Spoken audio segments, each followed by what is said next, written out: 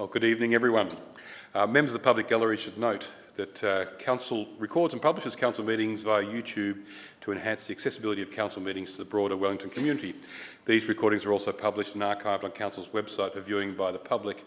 Recordings may be used for publicity or information purposes. Members of the public in attendance at the Council meeting who wish to communicate with the Council regarding an agenda item or any other matter should advise the Mayor, ideally prior to the meeting starting, to ensure that their submission is called at the appropriate time during the meeting. And I'm aware that there will be some people who wish to speak about item 13.2, the proposed community law amendment. Is anyone wishing to speak about any other items? Because I can make sure I call you up before that. No, just the local law at the stage. Great. Would gallery visitors, councillors and invited online attendees please ensure that mobile phones and other electronic devices are turned off or in silent mode for the duration of the meeting. Wellington Shire Council acknowledges our offices are located on the traditional lands of the Gunai-Kurnai Nation. We pay our respects to their elders past and present, acknowledge their ongoing cultural and spiritual connections. We don't have any councillors appearing online. We don't have any apologies. Do we have any declarations of conflict of interest, councillors? No. Can we have confirmation of the minutes of the previous council meeting? That's me. Oh, thank you, Councillor Fote. I move that Council adopt the minutes and resolutions of the ordinary council meeting of the 2nd of September 2025. Seconded, Councillor Madeley. Is that motion opposed? The motion not being opposed is carried. We have no business arising from previous meetings. We have no late or urgent items. We can then come to item 6.1, notice of motion. Thanks. Councillor Lowe. I move that I place a notice of motion to the Australian Local Government Association calling for a unified stance against the desecration of the Australian national flag. 2, Australian Local Government Association advocate to the federal government for the introduction of specific federal legislation to protect the Australian flag from acts of deliberate damage, burning or desecration. B, I place a notice of motion to the Municipal Association of Victoria calling for the unified stance against the desecration of the Australian national flag. I, Municipal Association of Victoria, advocate to the state government for introduction of specific state legislation to protect the Australian flag from acts of deliberate damage, burning or desecration. C, I send correspondence to the Honourable Darren Chester MP and Danny O'Brien MP advocating for legislation to protect the Australian flag from acts of deliberate damage, burning or desecration. And that's seconded by Councillor Ripper. Is the motion opposed? The motion's opposed. Councillor Lowe. Yep.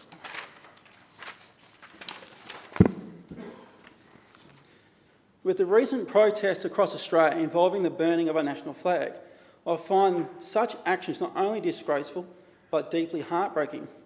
The Australian flag is not merely a piece of fabric, it is a sacred symbol of our shared history, our unity and the countless men and women who have served, fought and laid down their lives to protect this nation.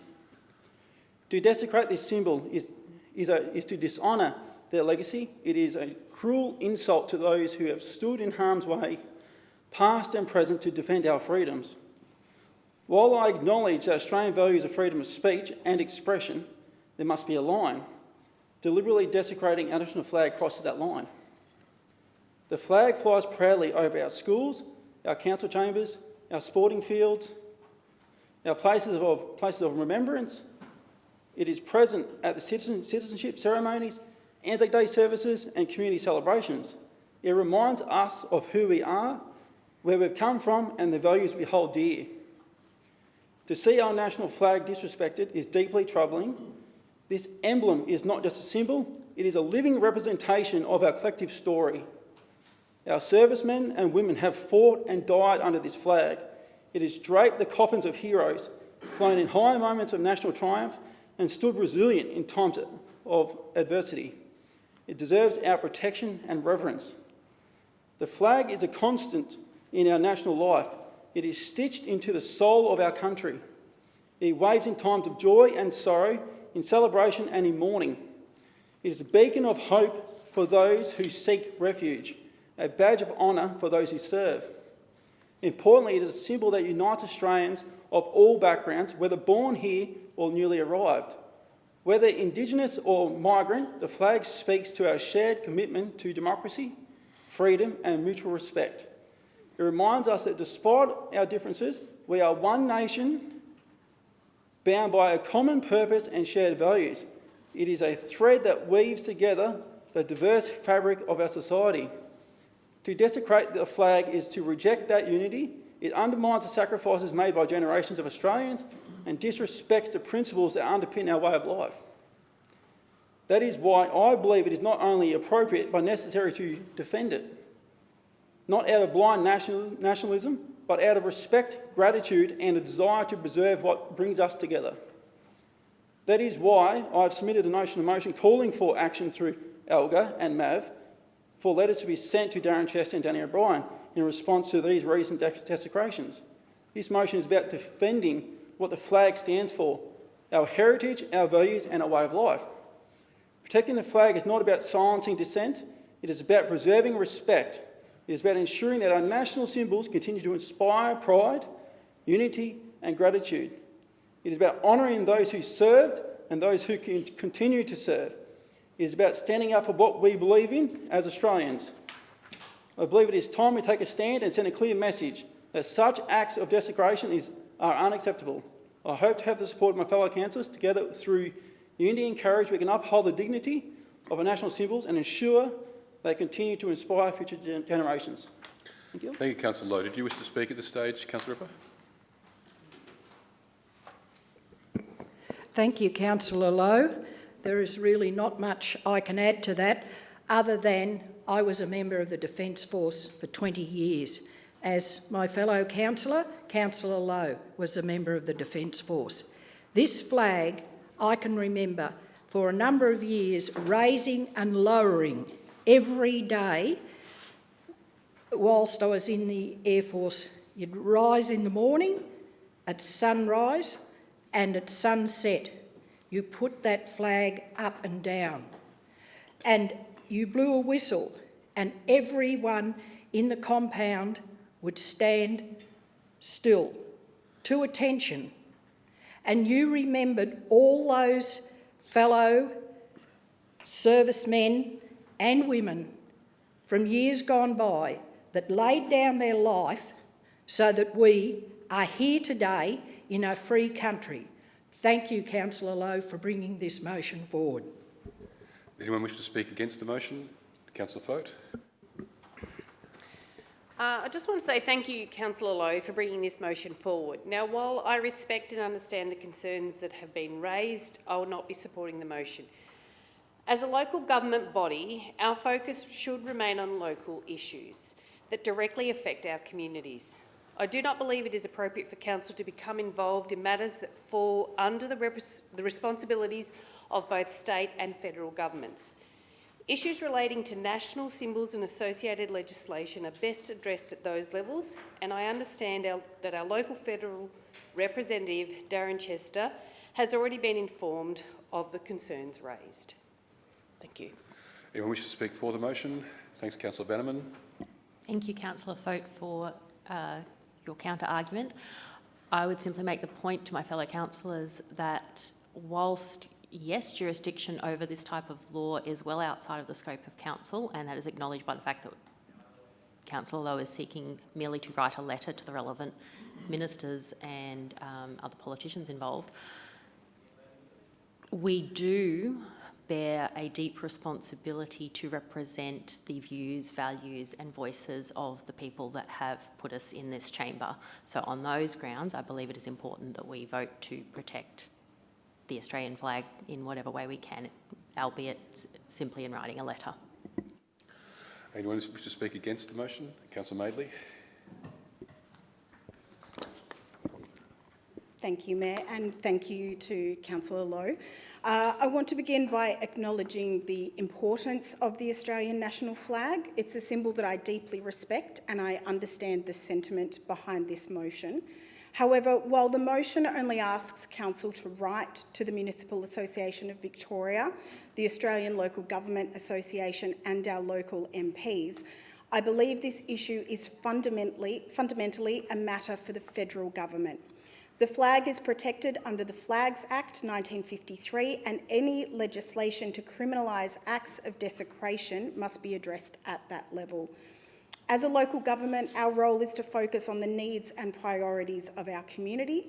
Supporting this motion risks setting a precedent where councils begin to intervene in national legislative matters, something I believe is outside our remit under the Local Government Act 2020. I care deeply about the flag and what it represents, but I also care about good governance.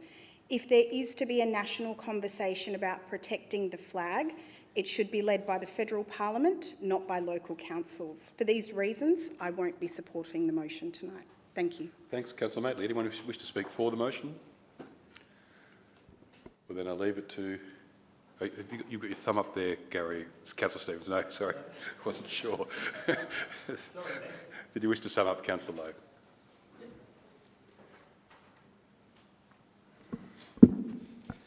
Lowe? Thank you, councillors. I've listened to the concerns raised in opposition to this motion by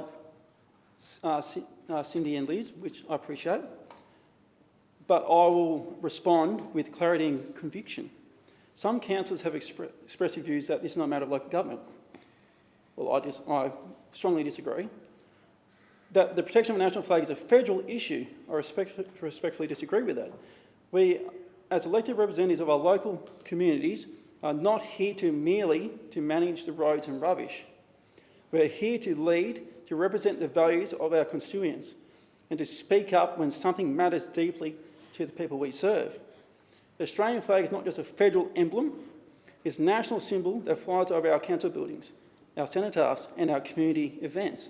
It's a flag under which our veterans served and the flag that stands for unity, sacrifice and pride. Its meaning is felt profoundly at the local level, in towns like ours, among families like ours. To say this is not a responsibility is to underestimate the role of local government in shaping civic pride and defending national values. We cannot speak up for dignity of our flag here in this chamber, then where can we? This motion is not about politics, it is about the respect, it is about sending a message that desecrating the Australian flag is unacceptable, and that the Wellington Shire Council will not be silent on these matters that affect the heart of our national identity. As a councillor elected to represent the people of the Wellington Shire, I stand firm in defence of the Australian flag. I ask for your support in passing this motion, not as a federal statement, but as a local stand for unity, honour and pride. Thank you. Thank you, Councillor Lowe. Then I put the motion, those in favour of the motion? Those against? Motion's carried. I'd like to call the division, please, Mayor. Sure. Those in favour of the motion? We have Councillor Stevens, Councillor Lowe, Councillor Bannerman, Councillor Rossetti, Councillor Wells, Councillor Taddison, Councillor Ripper, and those against, Councillor Madeley and Councillor Fote. We'll get them all. That's all right for recording it there. That's great. Thank you, councillors. We move on then to. It's good to have a debate and division. We move then on to receiving of joint letters or petitions, of which we have none. So we move then on to invited addresses, presentations, or acknowledgements. Councillor Madeley. Thank you, Mayor. Tonight I'd like to acknowledge the incredible community effort behind Gippsland Biggest Pyjama Day 2025, which was held on September the 12th. This annual initiative is the largest community fundraiser for the sale-based charity A Better Life for Foster Kids, founded by Heather Baird, herself a former foster child. This event brings together schools, businesses and community groups across Gippsland, all donning their pyjamas to raise funds, awareness and essential goods for children in out-of-home care and their carers. The goals are threefold: to raise money to support children in foster and kinship care, to grow awareness of the challenges these children face, and to collect donated goods to provide immediate support during emergency placements. While final numbers for 2025 are still being tallied, early reports suggest that this year was the biggest year yet from a community involvement point of view. Funds raised from the day will go towards crisis cases, kits filled with age-appropriate essentials, toys and books given to children at the time of emergency removal. These kits help preserve dignity, reduce stigma and provide comfort during a traumatic transition. So we commend the dedication of all involved, especially our local schools and businesses, and to A Better Life for Foster Kids for their continuing incredible work in our community. Perfect. Thank you, Mayor. Thanks, Deputy Mayor. Councillor Foat. On the 9th of September, I attended the Gippsland New Energy Conference, also known as GNEC, in Traralgon alongside Councillor Madeley and Councillor Wells. Now, the event brought together a diverse range of stakeholders and offered a valuable platform to engage with the emerging vision for Gippsland's energy future, centred around the broader theme of powering Victoria with purpose. Key presentations throughout the day highlighted Gippsland's strategic importance in leading Victoria's transition to renewable energy. There was strong enthusiasm for collaboration across government, industry and community sectors, reinforcing the region's potential to be at the forefront of the state's clean energy transformation. Beyond the formal sessions, we engaged in a number of productive discussions with stakeholders on the topic of workforce development. Now, these conversations acknowledge the growing need for education and training pathways that support career transitions and equip students for emerging roles in the energy sector. However, much of the dialogue remains at an early exploratory stage. Ideas were shared around how and where training might be delivered, potential pathways into the sector and the kinds of support needed to ensure accessibility and relevance, particularly in our regional communities. Now, while no concrete paths have been established, these discussions underscored the critical importance of cross-sector collaboration to develop a workforce that is both skilled and adaptable to the region's evolving energy needs. Notably, we had valuable conversations with Andy Southern from the Wind Academy in the UK and Ben Jowett, the British Consulate General in Melbourne. Now, these discussions opened the door to further connections with key individuals and organisations involved in training and workforce development, including some insights into energy training models that are currently in place in the UK. These could potentially inform our future approaches in Gippsland as the region considers how best to prepare its workforce for the demands of the renewable energy sector.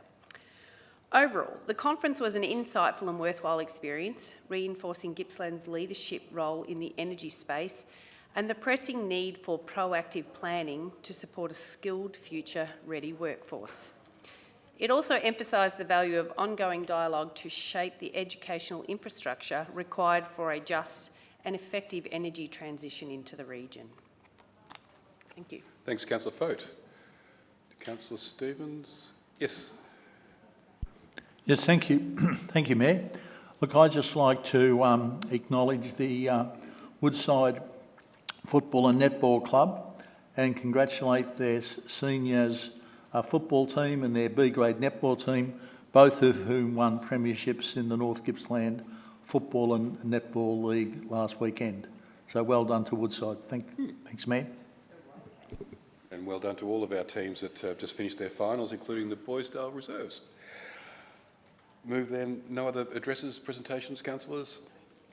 We don't have any questions on notice. We move then on to item 10.1, the Mayor and Councillors Report for August 2025. Councillor Lowe, thank you. I move that the Mayor and Councillors Report be noted for August 2025. Thanks. Seconded, Councillor Bannerman. Is that motion opposed? The motion not being opposed, it's carried. Did you wish to speak to that, Councillor? Yep, I'll say a few little things. The councillors and the Mayor have been quite busy again, and they're very active, which is good for our community. On the 4th of August, Councillor Wells and Mayor Rossetti Councillor Wells went to the Mappa Recreation Reserve Community Asset Committee meeting, and Mayor Rossetti went to Sale Cancer Council Volunteer Group meeting, which is good. 8th of August, Deputy Mayor Madeley went to Gippsland Climate Change Network meeting. 16th of August, Deputy Mayor Madeley again, Chair, seated the annual general meeting. And 21st of August, Mayor Rossetti went to the Gippsland car rally ride. Had an awesome ride there, very fast. It was very fast. Deputy Mayor Madeley and C.R. Wells went to the meeting with Beverley MacArthur MP and Tim Bull MP regarding information on unaction planning and building permits approved by Council. CEO also in attendance. Yep, thank you. Thanks, Councillor Lowe. I don't believe we have any delegates' reports. So then we move on to the Chief Executive Officer report for August 12.1. Councillor Foat, thank you. I move that the Chief Executive Officer's report be received for August 2025. Seconded, Councillor Bannerman. Is that motion opposed? Motion not being opposed is carried. Councillor Foat? August was a productive and engagement-focused month for our CEO. It marked by active participation in regional collaboration, community events and strategic discussions across Wellington and all of Gippsland.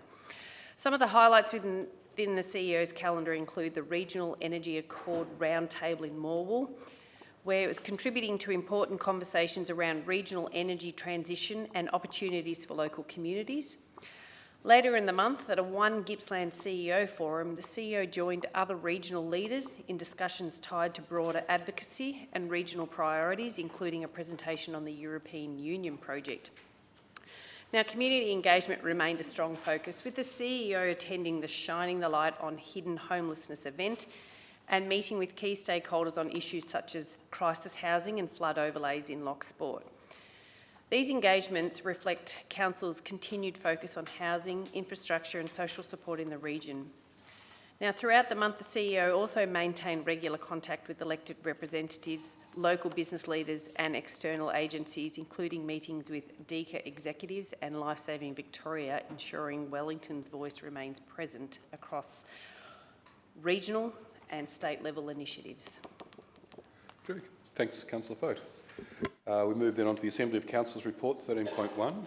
Deputy Mayor, Councillor Madeley, thank you. Thank you, Mayor. I move that Council note and receive the attached Assembly of Councillor records for the period 25 August to 7th September 2025. Seconded, Councillor Bannerman. Is that motion opposed? Motion not being opposed is carried. Do you wish to speak to... Just briefly to state that although this is no longer required under the Local Government Act 2020, Council continues to provide these records in line with good governance. Thank you, Mayor. So we're come up now to 13.2, and I know there's many people who wish to speak to this. In fact, we also have one person online who we might ask to speak to that first. For anyone who wishes to speak to this item, if we could please ask for you to first of all let us know your name for the record, and ideally let's limit it to about 3 minutes for each person. But if we have Sean Mulcahy from the Rainbow Collective, I think. Going to speak? Sean, can you hear? Sean, can you hear us? Can you see? Yes, we can hear and see you. Yes, I can. Can you see and hear me? Yes, we can. Wonderful. Thank you. Excellent. I noted that you mentioned I have about 3 minutes to address you. I might take a little bit longer than that with your indulgence, but please do draw me up if you need to. Sean, we might get you to talk up a little bit louder if you can, just so everyone in the room can hear you. Wonderful. I'm with my headphones. Can you hear me a bit better now? Even if you just speak louder, Sean, it might help. Can you hear me better now? Yep, that's great. Okay, wonderful. Do signal if you can't hear me so well. Yeah, just your outside voice would be great. Thanks, Sean. Certainly. I'll try my best. Thank you. Thank you. Well, thank you, Mayor Rossetti and councillors, for this opportunity to comment on the matter of the proposed Community Local Law Amendment, Local Law 2025. My name is Dr. Sean Mulcahy. I'm speaking to you on behalf of Rainbow Local Government, which is a campaign from the Victorian Pride Lobby. We're a statewide community-based advocacy campaign to promote inclusion and representation in local councils. Now, the Community Local Law Amendment, Local Law 2025, proposes to remove clause 4.16 of the principal local law. That's because this clause discriminates against transgender, non-binary and intersex people, and it impermissibly limits their right to enjoy equal and effective protection of the law without discrimination. Now, councils obtained legal advice that the clause is likely to be inconsistent with the Equal Opportunity Act, the Charter of Human Rights and Responsibilities, and the local law requirements under the Local Government Act. It therefore must be removed. Now, council do have unisex options in some toilets and facilities. For example, the toilet facility located at the Sale Botanic Gardens in the playground precinct there However, a lot of councils' older toilets and facilities only have female and male options, and under the current clause, non-binary people will be not able to access these facilities. Councils acknowledge that this clause can cause distress, exclusion, and a sense of unwelcome in public spaces, particularly for transgender and non-binary community members. The removal of this clause will also bring council into line with other local governments, with only 5 Victorian councils currently maintaining a similar provision, including Wellington. Of the 4 other councils, 1 will have removed this clause by the end of this month, and the other 3 are in the process of doing so. The officer's report notes that feedback from the 74 councils who've removed this clause indicates that there's no negative community impacts following the removal, and the report also acknowledges that there's no demonstrable evidence that this clause has a material impact on safety outcomes. Offensive and threatening behaviour in public spaces is wrong, and it's already prohibited under existing laws. As noted in the officer's report, Council and we consented to orders of the Victorian Civil and Administrative Tribunal for an updated local law to be presented with a recommendation to remove this clause. If this recommendation to remove this clause isn't adopted, we would have to consider making further claims to the Victorian Civil Administrative Tribunal or to the Supreme Court, especially as Council has acknowledged that this clause is discriminatory and that it's inconsistent with the local law requirements under the Local Government Act. The officer's report notes that the indicative cost estimate for defending such a claim has been assessed at between $80,000 and $100,000, which would, in our view, be a waste of ratepayers' money. But most importantly, Council's already agreed not to enforce this clause, and that agreement's been registered with the Victorian Civil and Administrative Tribunal, so effectively this clause is redundant. Council acknowledges that it can't enforce this clause, as authorised officers would have no reliable way to verify a person's gender, making it difficult to prove a breach, and that this clause has in fact never been enforced. The removal of this clause would create an inclusive environment where all community members feel safe, respected and supported. I welcome the opportunity to answer any questions of clarification that councillors may have, and thank you again. Thanks, Sean. Appreciate, actually, you were pretty close to the 3 minutes. The ability to speak to an item doesn't include question and answer, I'm sorry, but you've been very thorough with your presentation. Thank you. Anyone else who wishes to speak, please come forward one at a time. Well, if you want to do a joint one, it's fine too. Just again, if you could state your name for the record and about 3 minutes would be great.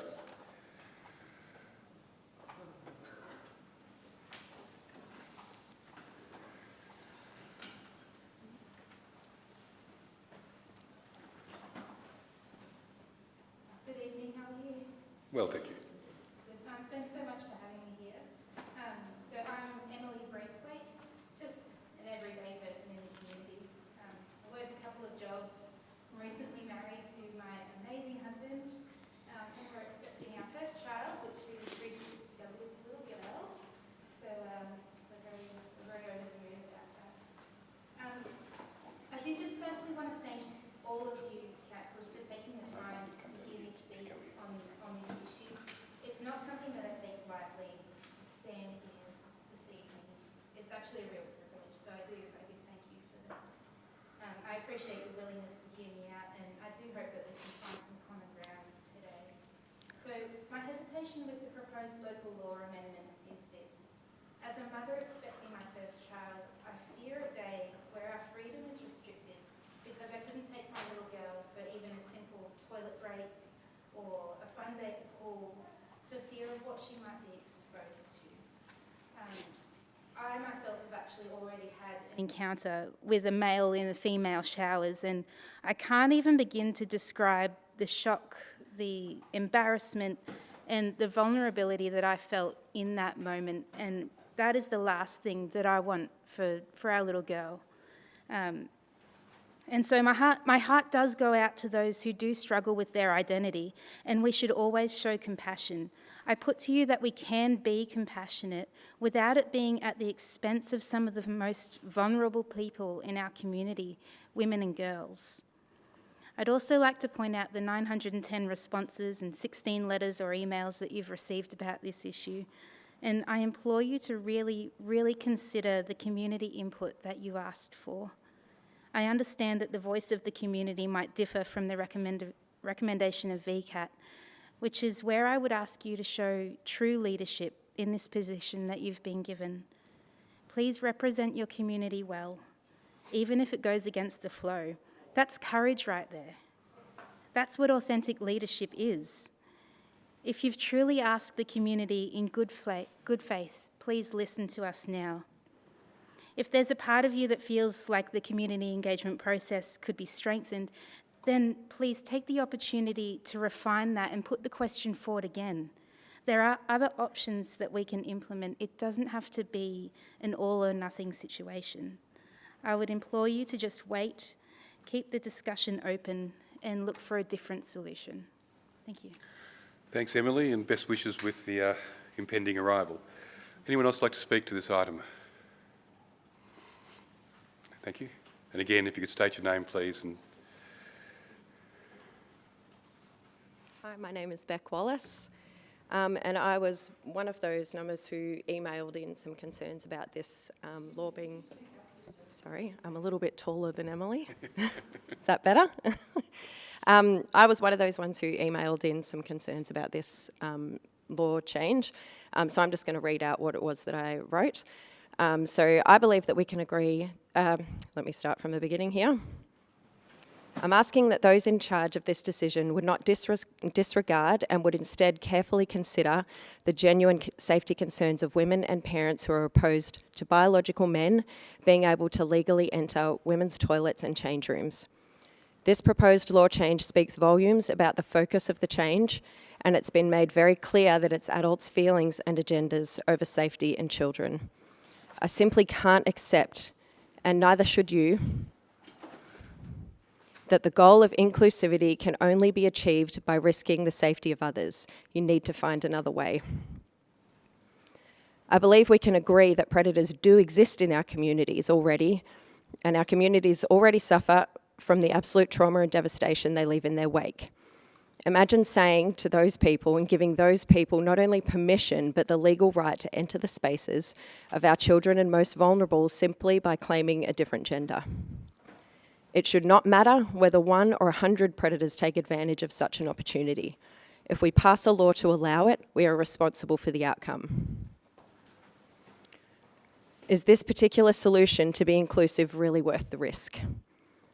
Are we honestly saying we value safe spaces for adults to do their business over the safety of our most vulnerable? Those pushing for this law to be passed have tended to scoff at the legitimate concerns and continually place greater importance on protecting the feelings of adults.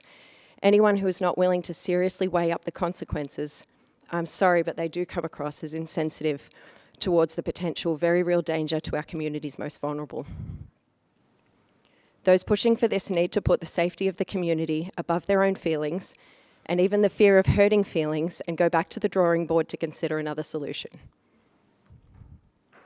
Because I believe there are other inclusive, safe and more intelligent ways to create space for people to do their business and move on without changing the legal system to weaken community safety in the process, simply in the name of inclusivity.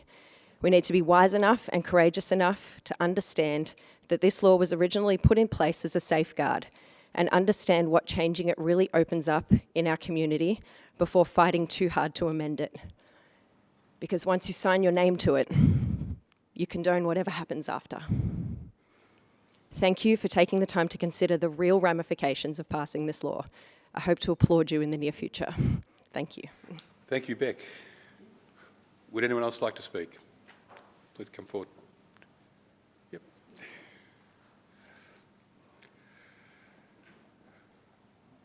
And again, just your name for the record. Kathy Mansfield. I'm pleased to be here with you all tonight on this really important occasion. I'm approaching 80 years old, and I thought I wouldn't have to do advocacy at this stage in my life. I thought it was supposed to be sitting back and taking it easy. However, I fully support the proposed action for the Wellington Shire to amend the laws as spoken before. Unfortunately, because I have hearing issues, I wasn't able to hear these other speakers that came before me, so I don't want to tread on any toes. That's not where I wanted it. But across the world, we are seeing wedge issues regarding transgender people tear communities apart. And that is not what I would hope for Wellington Shire. I would hope that Wellington Shire is able to join the human rights perspective of the 95% approximately of other councils in Victoria and eliminate that prior statute. It's really, really difficult time for people that are othered in society. And to be othered tears one apart because we're told that we're not allowed to join society, no matter how many laws we keep, no matter how kind we are to people. There is no evidence of trans folk damaging or harming people that I'm aware of. It is just like, of course, an analogy of the teacher 20 or 50 or 100 years ago giving the cane or the strap to the person who persisted in writing with their left hand because, of course, they too are others. They're not normal. Oh? Of course, those traits come with their birth, and those understandings about gender can be allied to those traits that live with us since day one on this earth. I plead with the Council to move in line with the huge majority of other councils in Victoria. I think I've said more than enough. Thanks, Kathy. Thank you. Would anyone else like to speak? No, thank you for all of those people speaking to that motion, and thank you for the respectful way everyone's spoken to that motion as well. So, councillors, I'll look for a motion. Thank you, Councillor Madeley. Thank you, Mayor. I move that Council 1, having A, completed the statutory process under Division 3 of Part 3 of the Local Government Act 2020 for the making of Community Local Law Amendment Local Law 2025, and B, obtained a certificate under Section 74 of the Local Government Act 2020 from a suitably qualified lawyer who states that they are of the opinion that the proposed Community Local Law Amendment Local Law 2025 is consistent with the local law requirements as attached to this report as attachment 13.2.1, and C, undertaken a community engagement process in respect of the proposed Community Local Law Amendment Local Law 2025. Resolved to make the Community Local Law Amendment Local Law 2025 in the form attached to this report as attachment 13.2.2. 2, authorise the Chief Executive Officer to give public notice of the making of the Community Local Law Amendment Local Law 2025 in accordance with Section 74.4 and 74.5 of the Local Government Act 2020. And 3, note that the Community Local Law Amendment Local Law 2025 will come into operation on 17th of October 2025. Seconded, Councillor Fote. Sorry, there was a, yes, no, there was a competing hands going up. Is that motion opposed? The motion's opposed. Councillor Madeley.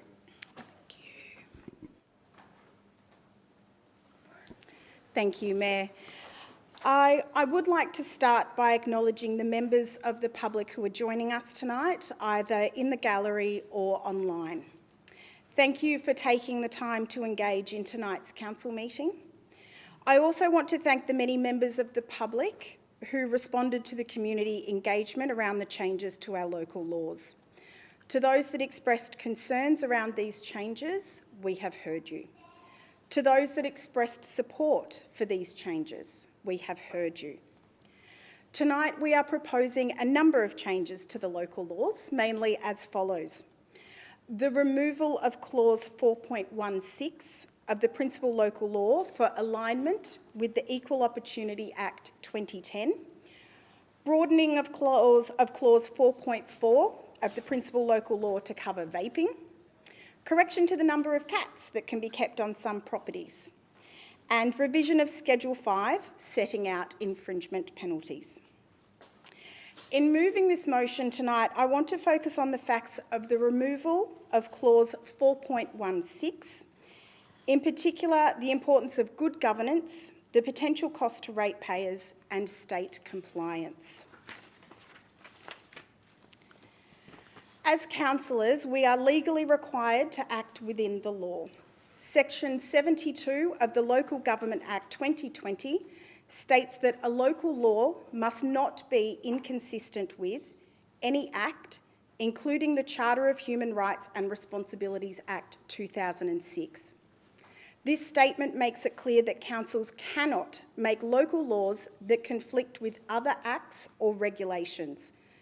This specific clause in our local laws is in violation of the Equal Opportunity Act 2010 and the Charter of Human Rights and Responsibilities Act 2006. I also want to remind councillors that when we first took office, each of us swore an oath or made an affirmation to act in accordance with the law. Section 72 reinforces that commitment. It is not a guideline. It is a clear legal requirement and one that we are bound to uphold as councillors. The removal of clause 4.16 will bring our local laws into line with federal legislation. Secondly, the potential cost. If we were to vote tonight to retain this clause, we would almost certainly end up back at VCAT or potentially in the Supreme Court. Historically, this kind of case at VCAT can cost between $80,000 to $100,000 in legal fees. That is ratepayers' money, not ours. Every dollar spent on legal action is a dollar that cannot go to roads, parks, community programs, or local services that residents rely on. The Local Government Act also requires us to be financially responsible and to use resources effectively. Does spending $100,000 on a legal fight with uncertain outcomes pass that test? Our duty is to protect the community's interests, and that means investing in tangible benefits for Wellington Shire and ensuring that every resident is treated fairly. Finally, it's important to look at what other councils are doing. Across Victoria, 74 out of 79 councils either never had this specific clause in their local laws, or if they did, they have already removed it. The majority of Victorian councils have decided that it is unnecessary and unlawful. We should ask ourselves why Wellington would choose a different path when the evidence shows it's no longer standard practice. In short, the proposed changes to our local laws are about making responsible decisions for Wellington Shire, protecting ratepayers' financial interests, and following good governance. These changes also reflect the evolving nature of our community. They acknowledge how people live today, diverse in background, experience, and circumstance, and they ensure that our local laws are fair, relevant, and respectful of everyone who calls Wellington home. Thank you. Thank you, Councillor Madeley. Did you wish to speak at this stage, Councillor Vote? Yes. From a practical point of view, it's important to remember that Council already provides a number of all-gender toilet facilities across the Shire. As Sean highlighted, the facilities at the Sale Botanic Gardens playground are a great example. They're designed with inclusivity in mind and work well for families, carers and people of all ages. At the same time, we recognise that changes to public amenities can raise genuine concerns for some in our community. For many people, traditional male and female toilets facilities represent a familiar and comfortable option, and we respect that. That's why this isn't about replacing existing facilities or forcing a one-size-fits-all model. It's about providing additional choices where they're needed and where they make sense. As we gradually upgrade older infrastructure, we're committed to including all gender options alongside traditional ones so that everyone feels safe and respected. We want to ensure no one is left out, whether that's parents with young children, people with disabilities and carers, or those who prefer or need gender-specific spaces. Clause 4.16 of this motion is about striking a sensible balance. It aligns with current laws, helps us avoid unnecessary legal costs and reflects the approach already being taken by many other councils, as stated by Councillor Madeley. Most importantly, it's about making responsible, inclusive decisions that support the diverse needs of our whole community, while continuing to listen and respond to different perspectives with care. Thank you, Councillor Foat. Anyone wish to speak against this motion? Thank you. No, against the motion? Do you want to speak against the motion? Yes. Councillor Lowe. Yes. Thank you, Councillor Foat. Thank you, Councillor Madeley, for your kind words. Tonight I speak not only as a councillor but as a father, a Christian and a proud member of this community. Someone who believes in standing firm when common sense and community values are under threat. Recently, as you are all aware, Wellington Shire Council was taken before the Human Rights Commission and VCAT by the Rainbow Local Government Lobby. The issue, a local law that aimed to preserve the privacy and dignity of women and girls by ensuring that only biological females could access female-only toilets, change rooms and showers in our public facilities. VCAT has now ruled that we are in breach of the Equal Opportunity Act 2006 and the Human Rights Charter. They've also directed us to allow individuals who identify as transgender to access women's spaces. I understand the legal implications of this, but cannot and will not accept this as normal. We need to take this to court and fight for decency and common sense. Yes, there will be significant legal costs in taking this path, but I believe it is a price worth paying to stand up for our mothers, our sisters and our daughters. Some things are too important to compromise. Truth matters. Let me be clear. VCAT's ruling is not just disappointing, it is dangerous, it undermines the rights of women and girls to feel safe in spaces that were created specifically for them. This is not about discrimination. It is about protection. It is about ensuring that our daughters, our wives, our mothers and our sisters are not forced to surrender their privacy in the name of political correctness. As a father of two young girls, I cannot and will not accept a future where they are told their safety and comfort must come second to ideology. As a Christian, I believe in compassion, but I also believe in truth. And the truth is, biological sex matters. It matters in sport, it matters in health, and it certainly matters in spaces where women are vulnerable. Let me be absolutely honest. No matter how someone identifies, a biological male does not belong in a female-only bathroom, change room, or showers. That's not bigotry, that's basic decency. I want to be clear, I do not speak from a place of hatred. I recognise that people experiencing gender dysphoria are going through something very real and very difficult. They deserve support, understanding and care, but that support cannot come at the cost of women's safety. What about the rights of young women and young girls? Where is their protection? Where is their voice in this debate? We must not forget that their privacy, dignity and safety are just as important, if not more so, when it comes to shaping public policy. This is not a fringe concern. This is a growing issue across the country, and our community has every right to be heard. We were not elected to rubber stamp the decisions of unelected tribunals. We were elected to represent the people of the Wellington Shire. I believe the people of this Shire still value fairness, truth and the protection of women and children. Over 700 community members submitted feedback opposing the local law change. That's a significant number for the Shire of around 45,000 people. Their voices matter, their concerns are real and they deserve to be respected. I am voting no and will never accept this as normal. Truth matters. I know these words may make some people uncomfortable, but I didn't take this role to stay silent. I took it to stand up for what's right, even when it's hard. Let's protect our women, let's protect our children, and let's protect the values that make the Wellington Shire a place we're proud to call home, and vote no. Thank you. Thanks, Councillor Lowe.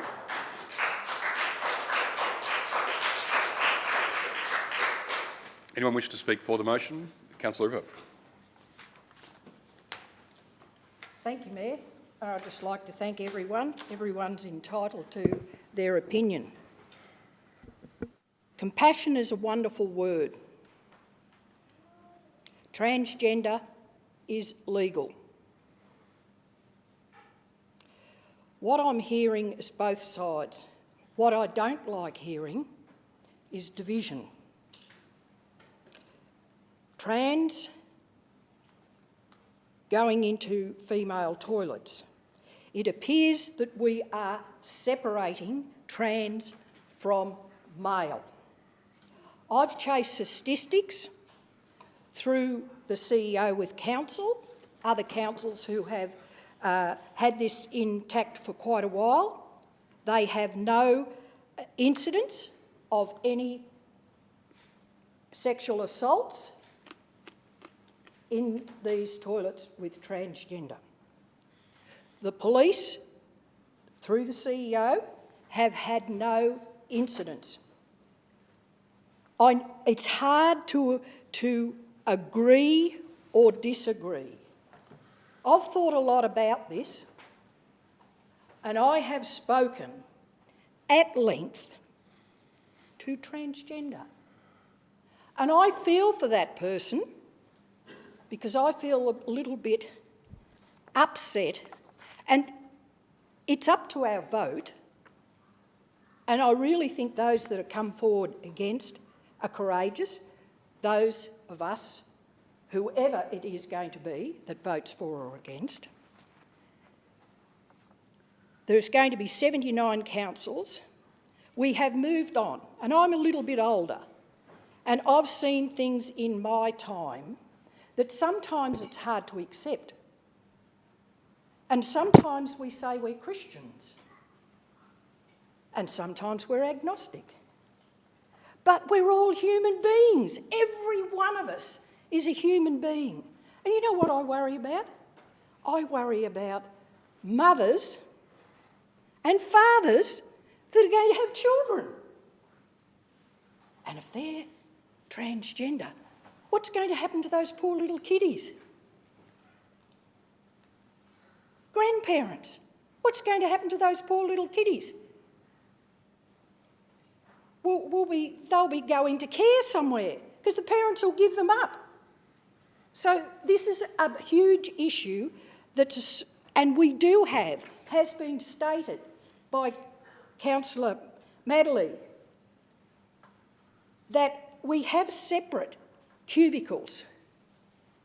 So I still can't get it out of my head that we're saying that all these transgender people, they're all going to rush into the toilets. What a terrible, terrible thing to say. I rest my case, Mayor. Thank you. Thank you, Councillor Ripper. Anyone wish to speak against the motion? Thank you, Councillor Bannerman. Microphone, yeah. My apologies. Thank you, Mayor. I think I've got it working this time. This is a deeply troubling and fraught issue for our council and community to face. Let me start by making sure that we're talking the same language and conversation.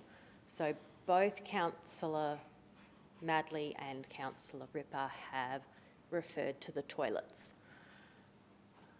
Let's be very, very clear that if we were just talking about toilets, this might be a different issue.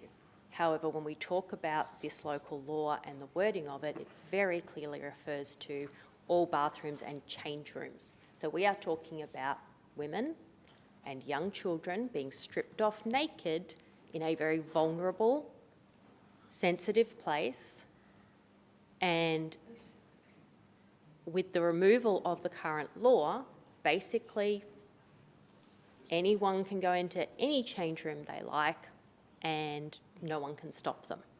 So how comfortable do you feel thinking about trying to get changed at the pool? And not just for the women, by the way, we're focusing very much on the women and that's really important, but for the men as well. Do you want some women able to walk into the men's change room and just, you know, stand there and look at you? Because they can, if we remove this law.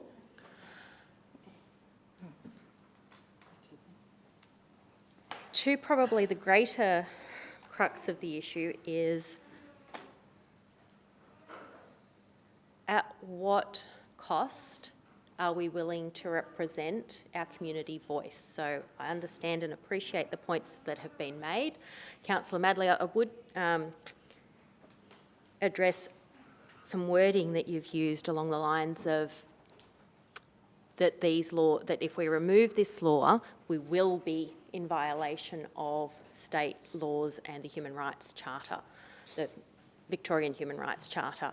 I take slight issue with that in terms of even Sean online there before very carefully said is likely to be in breach of said charter and said laws. So the argument that, well, 75 other councils have rolled over, so you should too, I'm afraid doesn't hold a lot of water with me when it's a question of safety of what is as Councillor Lowe said, what is the truth? And the truth is that we all deserve to have our dignity respected, which is actually what the Human Rights Charter says. Every one of us has a right to have our dignity respected. And I think what has gone out to the community vote here and has been overwhelmingly responded to. So Councillor Lowe referred to the 700 submissions to us saying that Wellington Shire residents do not want this law removed. To put that in context, that is 80% of people who responded. 80% of Wellington Shire residents who have responded to this question have made it very, very clear to us that they do not want this issue confused, that they want to keep clear male and female spaces, particularly when it comes to their change rooms and these very vulnerable spaces for both men and women, but doubly so for women.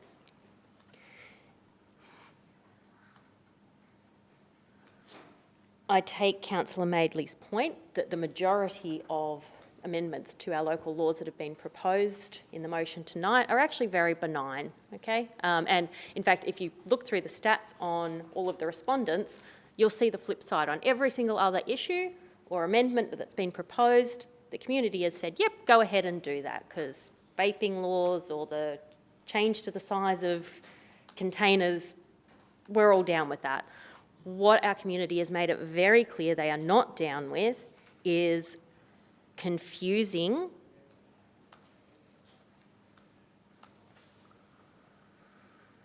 the law around and access to our most private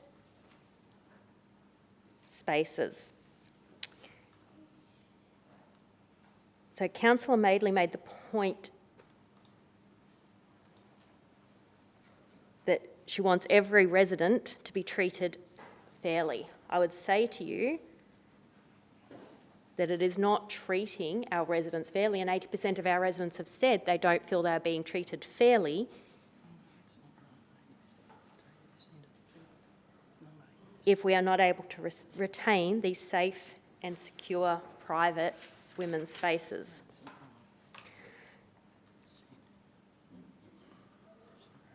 Councillor Fote made reference to that the removal of this clause, 4.16, that she's made the statement that it does not allow for the that it does allow for the continuance of gender-specific facilities. And this is exactly the problem, is that, yes, whilst council already has a number of individual, shall we say, access toilets and change rooms. They are not the majority, particularly when it comes to change rooms, which means that we are needing to have the split of male and female change rooms. And the only way of guaranteeing the continuance of that privacy is by retaining this law. For those of you who are concerned about the cost, I acknowledge that, and I would like us to seek a way forward where we can go back to perhaps community consultation to check that all of that 80% who have said they want to oppose this change, that they're willing to put the ratepayer money where their mouths are, so to speak, and make sure that we are making the right decision in that regard, because yes, we do have due diligence of how we're spending your money. I think that's an important conversation. That aside, that is the only step I think that remains before we have a moral and community requirement to push back on this one. Thank you. Thank you, Councillor Bannerman. Anyone wish to speak? Anyone wish to speak for the motion? Councillor Stevens. Yeah, thank you. Thank you, Mayor. Look, it's a very, very difficult situation that we find ourselves in. The unfortunate reality, Mayor, is that the council has been advised that its community local law, which is a subordinate piece of legislation, which means it's very much down at the bottom of the legal system, is effectively illegal. And that puts, I believe, the council in an extremely difficult position.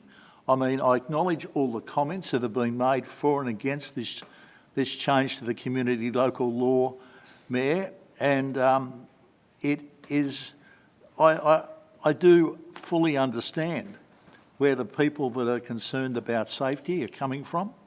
I mean, the mitigating factors to me are only the fact that when you read clause 4.16, the offending, I'll call it the offending clause in our current local law, it is effectively unenforceable, and probably the reason why it has never been enforced in 30 years. I don't think we've ever had a situation where we've issued a penalty notice, Mayor, under that clause.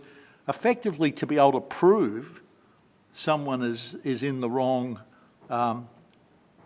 facility, you'd have to physically assault them, and that's just, you know, impractical and basically impossible.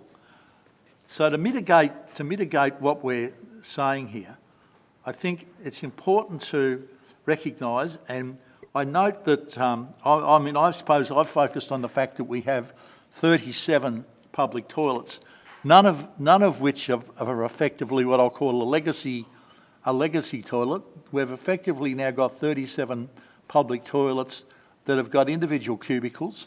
They all have access to the open, so that you basically come out of the cubicle, you have a basically roof, and you actually come out into the open air.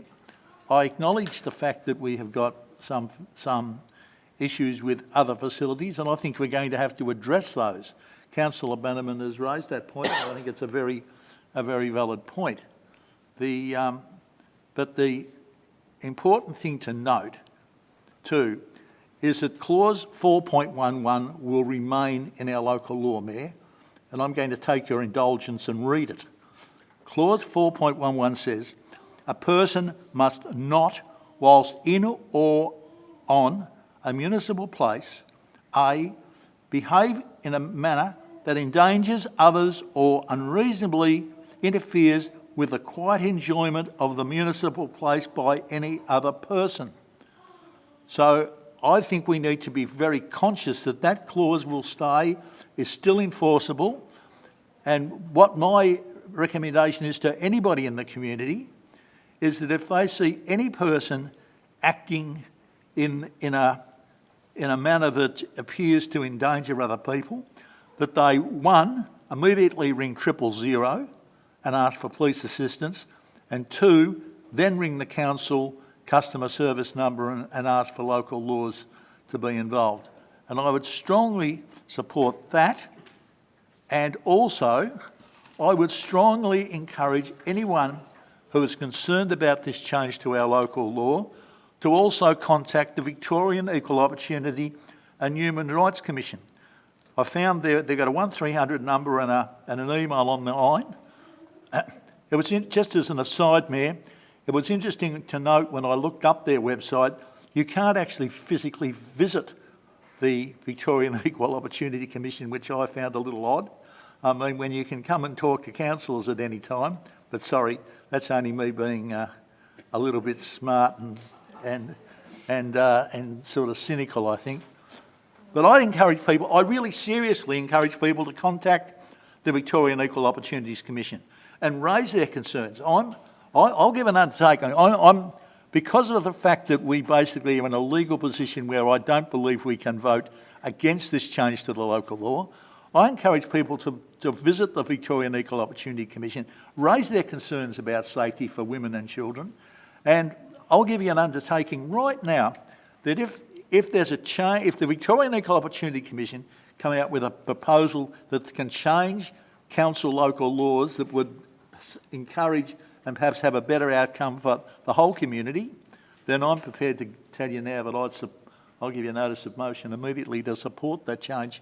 But in the meantime, I feel unfortunately we're constricted by the VCAT orders. We're constricted by the fact that this is a subordinate local law which we have got very little room to move on, and I really feel sorry. Well, not sorry is not the right word. I am really concerned that so many people felt that they needed to make an input to council, because normally if we had that such overwhelming comment, the council would try and integrate those comments into the decisions they make, but we really can't do that. Thank you, Mayor. Thanks, Councillor Stevens. Anyone wish to speak against the motion? And then I'll hand back to Councillor Madeley to sum up. Oh, no, you've already spoken, Councillor Lowe. So, sorry, you only get one bite of the cherry. Thank you, Mayor. In summing up, I would like to reiterate that this change to the local laws should be about good governance, ratepayers' money and state compliance. I'd like to remind councillors of our recently adopted council plan and also our municipal public health and wellbeing plan. Strategic Objective 1 of our council plan is healthy and connected communities.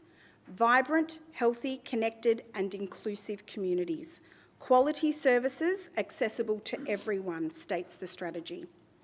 Aligning services through a community-centred organisation. That plan passed unanimously. Inclusion is also one of the 5 guiding principles of Live Well in Wellington, Council's municipal public health and wellbeing plan. This plan was also accepted unanimously, I'm going to say less than a month ago, on the 19th of August. And here we are, less than 2 months later, with a real responsibility to put this plan into action.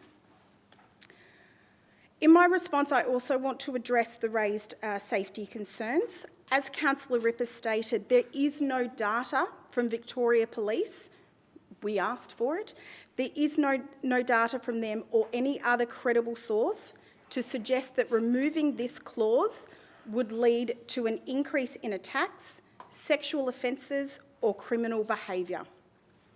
Decisions that we make in the council chamber should be based on evidence, and the evidence here shows that there is not an increase of sexual assault or attacks on women in the areas of the state where this clause has either been removed or never existed. There is no historical data to suggest that the safety of women will be impacted by the removal of this clause from our local laws. On the matter of change rooms that Councillor Bannerman raised, I would like to add that the new facilities at Aqua Energy in Sale have family change rooms. I believe there are 5 or 6, so that a family, male, female, trans, non-binary person can take their family into the change rooms to get their family changed. And even within other change rooms, I'm assuming at other Shire-owned pools, there would be individual cubicles. I would like to take a moment to acknowledge the incredible amount of work that our officers have put in to reviewing and refining the proposed changes to our local laws. Their dedication to ensuring clarity, compliance and community alignment has been excellent. I'd especially like to thank our local laws officers who had the task of reading through every piece of community feedback, some of which was difficult to read. Thank you for your professionalism and commitment. It's worth noting that there is also a great deal of information supplied in tonight's public agenda. And if anyone still has any questions after the meeting, this would be a really good place to look for some more information. In summary, this motion calls for Council to adopt the Local Law Amendment, Local Law 2025, to comply with the requirements of the Equal Opportunity Act 2010 and the Charter of Human Rights and Responsibilities Act 2006.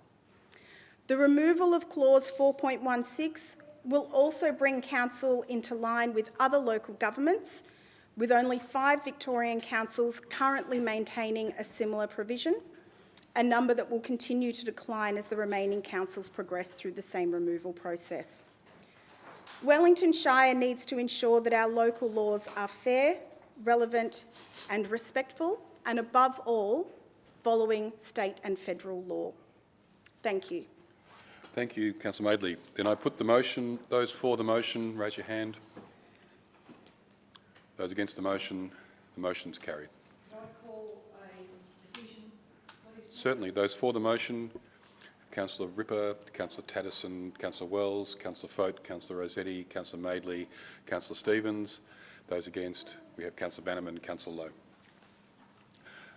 Thank you, ladies and gentlemen, for joining us tonight. You're welcome to stay for the rest of the meeting, but if you'd rather watch paint dry, you're also welcome to go home. But thank you for your attendance.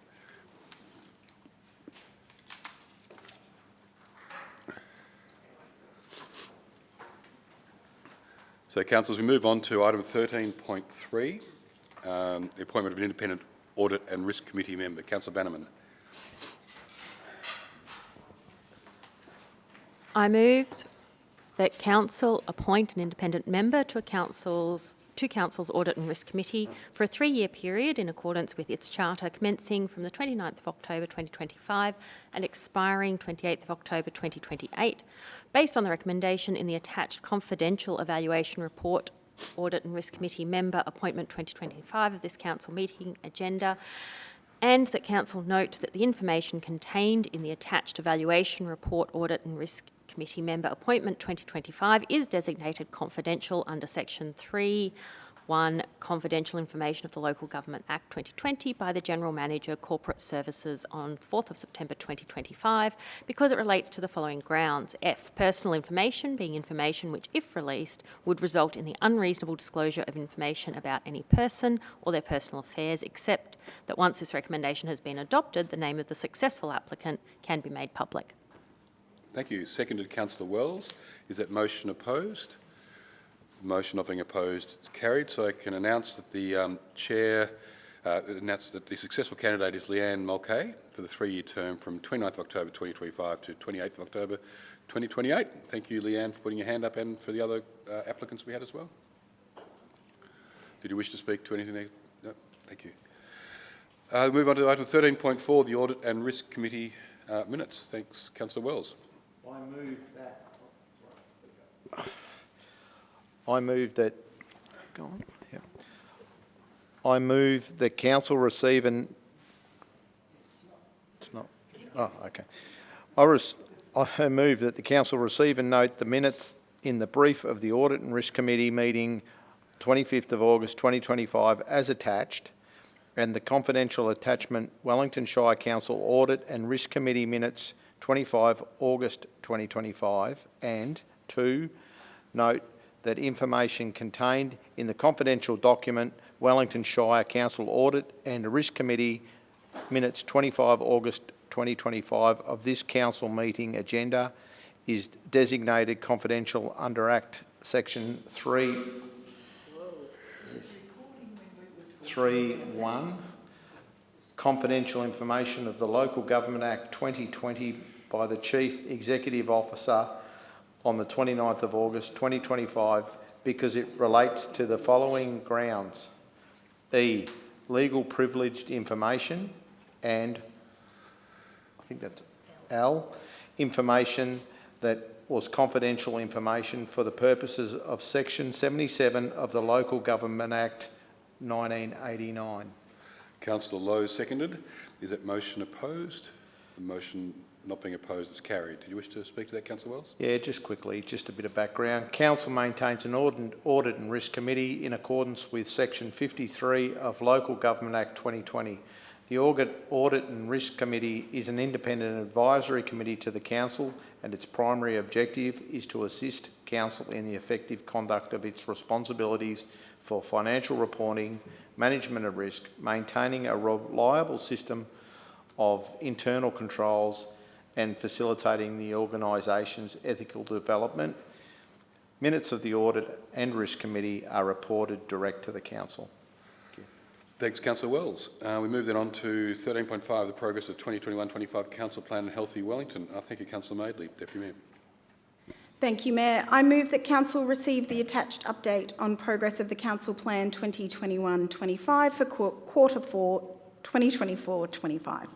Second to Councillor Tatterson. Is that motion opposed? The motion not being opposed is carried. Thanks, Councillor Madeley. Great, thank you. Over the course of the 2021-25 Council Plan, Wellington Shire has delivered a wide range of meaningful outcomes across community wellbeing, economic development, environmental sustainability and cultural enrichment. In the community space, highlights include the successful implementation of the Youth Mental Health Project, Wellington Ways to Wellbeing, the redevelopment of Aqua Energy Leisure Centre on track to open in October 2025, and the expansion of early years services in Yarram. Business and infrastructure achievements include the adoption of the Growth Management Strategy, the York Street Streetscape Enhancement, and the delivery of major events such as the Anzac Week Air Show, which welcomed over 14,000 attendees. Environmental progress has been strong, with nearly 5,000 trees planted, the completion of the Nakumbaluk Environmental Education Centre, and the rollout of solar and battery systems at the GRSC Hockey Pavilion. The installation of EV chargers across 5 townships and the adoption of the Wellington Renewable Energy Impact and Readiness Study further demonstrates Council's commitment to sustainability.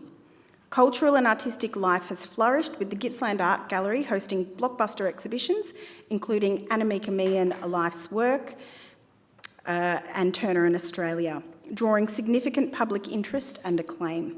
Council has also continued to honour First Nations heritage through its ongoing recognition of the Gunai-Kurnai people and alignment with the Live Well in Wellington Municipal Health and Wellbeing Plan. These achievements reflect a council deeply committed to delivering tangible benefits for all residents and building a vibrant, inclusive and forward-looking Shire. And Mayor, that will be the last report for that plan as we now move in to the new 4-year plan. Excellent. Thank you. Thank you, Deputy Mayor. We move then on to 14.1, the Quarterly Building Report. Oh, Councillor Stevens, terrific. I'll wake up instead of reading the agenda. So item 14.1, Mayor, is that Council note the report of building permits issued from 1st of April to 30th of June 2025. Second to Councillor Lowe. Is that motion opposed? The motion not being opposed, it's carried. Well, the only comment I'd make, Mayor, of course, is just to remind everyone that Council, of course, no longer issues directly building permits, and some people get confused between planning permits and building permits. Whilst we have a building surveyor, all building permits are issued by private building practitioners, and it was good to see that there still seems to be a steady stream of building permits being issued in the municipality. Thanks, Mayor. Well, on the subject of planning decisions, Councillor Stevens, we come on to 14.2, the monthly planning decisions. Councillor Fote. I move that Council note the report on recent planning permit trends and planning application determinations between the 1st and 31st of July 2025. Second to Councillor Lowe. Is that motion opposed? The motion not being opposed is carried. Do you wish to speak to that? I only just want to say that in July there was a total of 29 planning decisions that were made, which is good. We then move on to item 15.1, the 2026-004 Macalister Street Drainage Renewal. Thanks, Councillor Tatterson. Thank you, Mayor. I move that Council adopt the recommendations contained in the confidential attachment 15.1 to 2026-14 Tender Contract Evaluation Report for the Macalister Street Drainage Renewal, and note the information contained in the confidential attachment 15.1 to 2026-14 Tender Contract Evaluation Report relating to the Macalister Street Drainage Renewal was designated confidential by the General Manager, Built and Natural Environment on the 1st of September 2025 because it contains confidential information as defined in Section 3.1 of the Local Government Act 2020, being G, private commercial information being information provided by a business, commercial or financial undertaking that, if released, would unreasonably expose the business, commercial or financial undertaking to disadvantage, except that once the recommendation has been adopted, the name of the successful tenderer can be made public. Thank you, Councillor Tatterson. Seconded, Councillor Bannerman. Is that motion opposed? Motion not being opposed is carried. So I announce the successful tenderer is Fowler's Asphalting Proprietary Limited for the Macalister Street Drainage Renewal. Did you wish to speak to that, Councillor Tatterson? Yeah, I'd love to, Mayor. The project includes the renewal and upgrade of existing underground drainage in Macalister Street between Desecration Street and Flooding Creek, so not far from us here, and it's to address some flooding that occurs during higher intensity rainfall events in that Desecration Street car park, so that'll resolve that issue.